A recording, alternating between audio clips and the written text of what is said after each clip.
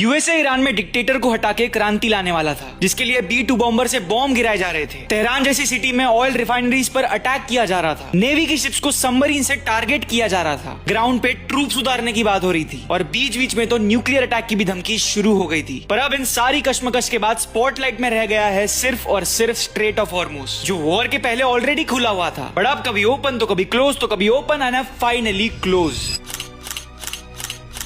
Basically कल सबसे पहले डोनाल्ड ट्रंप का ट्वीट आया एंड उन्होंने कहा the straight is open. Firstly उसे किसी ने भी सीरियसली नहीं लिया क्योंकि ट्रंप को अब कोई सीरियसली नहीं लेता, बट फिर जब ईरान की तरफ से ट्वीट आया तो सबने चैन की सांस ली एंड ऑयल प्राइसेस भी तुरंत $85 तक गिर गए। 7 से 8 टैंकर्स ने काफी दिनों बाद स्ट्रेट ऑफ हॉर्मुज के चेक पॉइंट पर अपने कदम बढ़ाए। दुनिया को लगा सब ठीक हो गया है, we are back to normal, but then Trump was like strait of Hormuz तो खुल गया बट हम अपना ईरान के ऊपर ब्लॉकेड कंटिन्यू रखेंगे। एंड फिर से वही नाटक। इस ट्वीट के बाद ईरान ने भी ट्वीट करके बोल दिया कि हम पागल नहीं है, जब तक हमारे ऊपर लगाया हुआ ब्लॉकेड नहीं खुलेगा हम स्ट्रेट ऑफ हॉर्मुज भी नहीं खोलेंगे। एंड फिर उन्होंने रेडियो ब्रॉडकास्ट के थ्रू शिप्स को इन्फॉर्म कर दिया कि द स्ट्रेट इज क्लोज, जिसके बाद अब फिर से ऑयल प्राइसेस $90 के ऊपर चले गए हैं। ऑल्सो ये जो पूरी सिचुएशन है ये फिर से खराब होती हुई दिख रही है क्योंकि out of nowhere Indian ships पर अटैक हो चुका है। Sepa Navy, this is Motor Engustan Marhedal. You gave me clearance to go.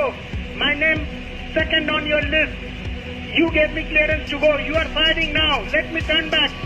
But India के लिए एक छोटी सी रिलीफ जरूर है। बेसिकली आपको तो याद होगा ही ना कि वॉर के दौरान यूएसए ने इंडिया को परमिशन दी थी टू बाय रशियन ऑयल जो ऑलरेडी लोडेड है। वो परमिशन की डेडलाइन जो खत्म होने वाली थी उसे यूएसए ने 16 मई तक एक्सटेंड कर दिया है। But the point of concern still remains the straight of Hormuz, क्योंकि इसके कारण ऑयल प्राइसेस इन्फ्लेटेड रहेंगे। प्लस हमारे देश में मल्टीपल इश्यूज ऑलरेडी चल रहे हैं। मणिपुर में अब हर रात फिर से वायलेंस होना शुरू हो गया। हर दिन कहीं ना कहीं से फेक खाने की फैक्ट्रीज बस्ट हो रही है। डिलिमिटेशन को लेकर साउथ नॉर्थ में एक नया डिवाइड फिर से क्रिएट हो रहा है एंड इन सब के बीच बहुत चांसेस है कि आप फेक न्यूज का शिकार बन जाओ। बट अगर उस जाल से बचना चाहते हो तो इंडियन लास्ट 24 आवर्स को दिन में मल्टीपल टाइम चेक करना मत भूलना, क्योंकि चाहे दुनिया की कोई भी न्यूज हो, हम सबसे पहले उस न्यूज को यहाँ as a breaking news post डालते हैं। फिर हम हर शाम एक डेडिकेटेड वीडियो लाते हैं जिसमें लास्ट 24 घंटों की सारी न्यूज कवर्ड हो एंड फिर हर रात एक ऐसी डिटेल वीडियो आती है जिसमें हम किसी एक टॉपिक पे फोकस करते हैं एंड उसके बारे में आपको सारी जानकारी देते हैं। इसीलिए मैं बार बार हर बार कह रहा हूँ, ज्यादा सोचो मत, फॉलो कर दो इंडियन लास्ट 24 आवर्स को अभी के अभी।